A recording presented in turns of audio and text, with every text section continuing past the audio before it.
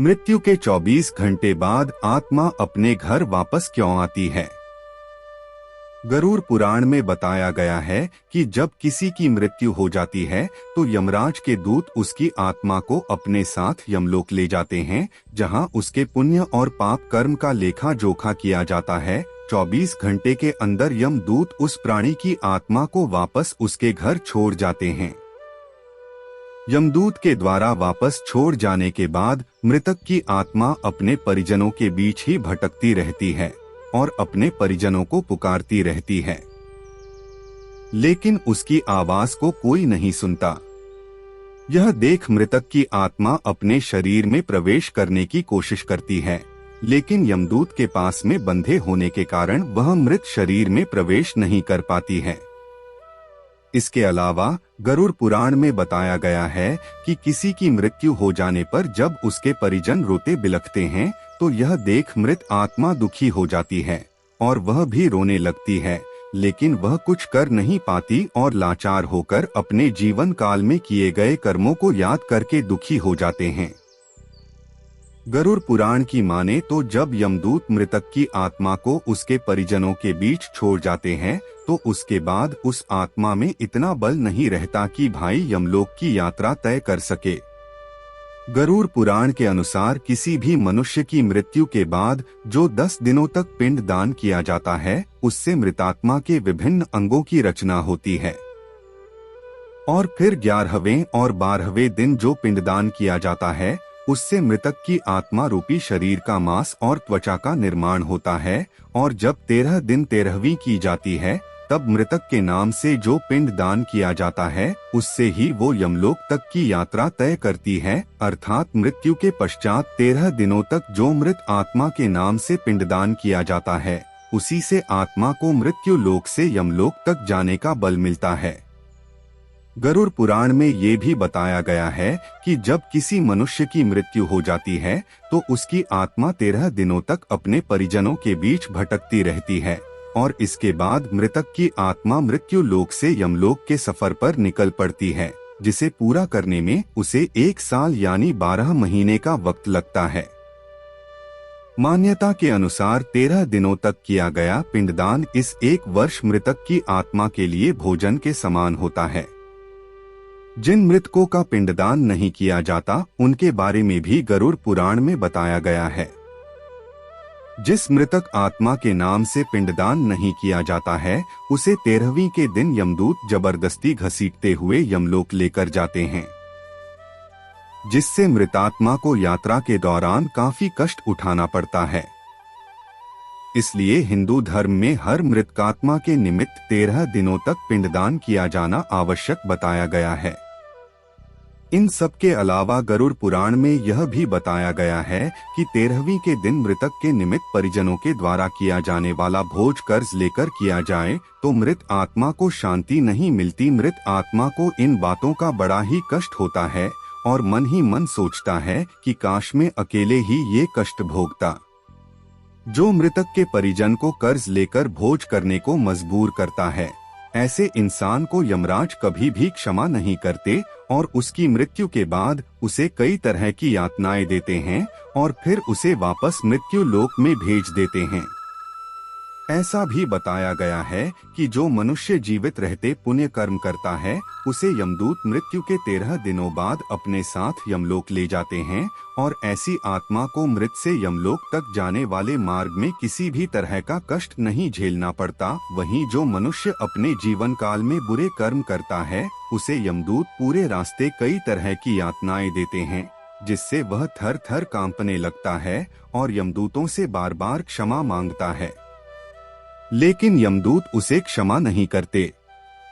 इसके बाद जब पुण्य आत्मा यमलोक पहुंचती है तो यमराज उसे स्वर्गलोक भेज देते हैं, जबकि पापी आत्मा को उसके द्वारा किए गए बुरे कर्मों की सजा भुगतने के लिए नर्क भेजते हैं और सजा पूर्ण होने के बाद वापस ऐसी आत्मा को निम्न योनि में वापस मृत्यु लोक भेज देते हैं।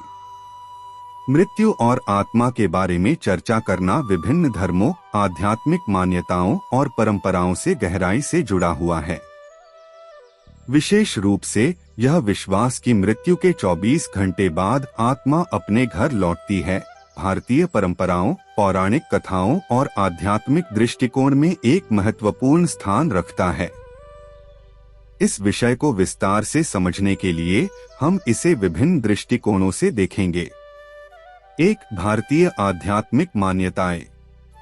भारतीय धार्मिक और आध्यात्मिक मान्यताओं में आत्मा को अमर और शरीर को नश्वर माना गया है।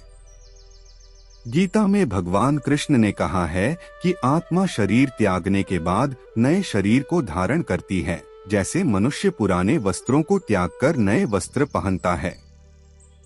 मृत्यु के बाद आत्मा का यात्रा पथ एक जटिल प्रक्रिया मानी जाती है। इसे निम्नलिखित चरणों में समझा जा सकता है।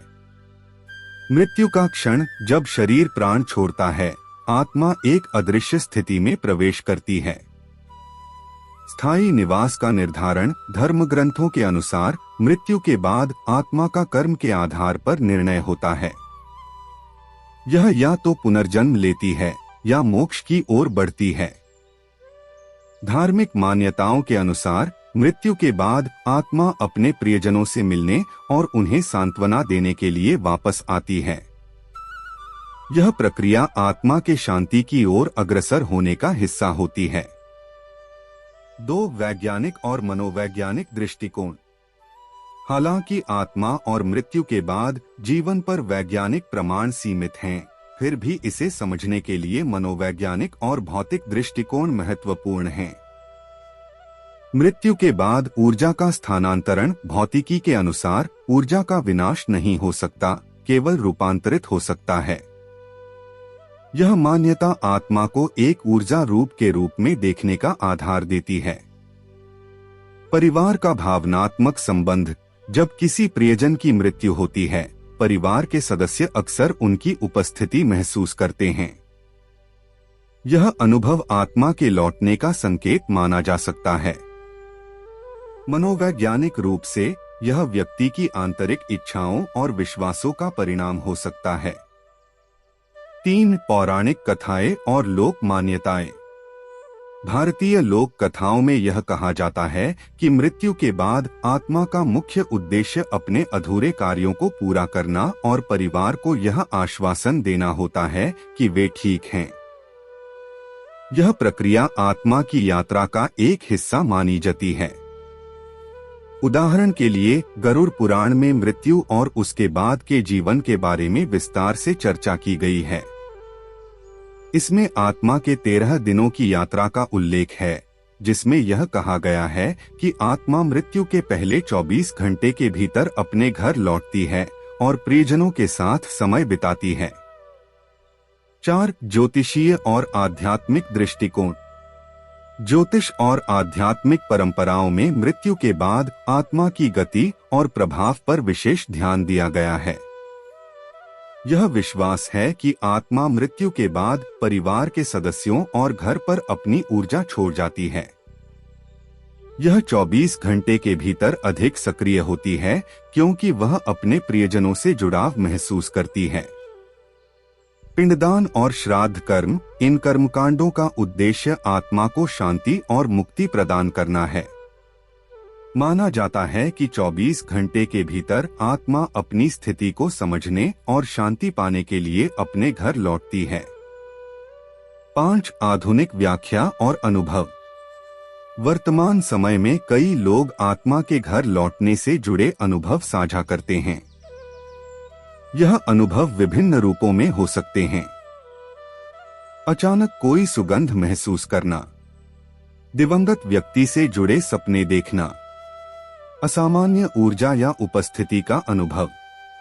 यह अनुभव अक्सर परिवार के लिए सांत्वना का स्रोत बनता है और यह विश्वास दिलाता है कि आत्मा उनके साथ है।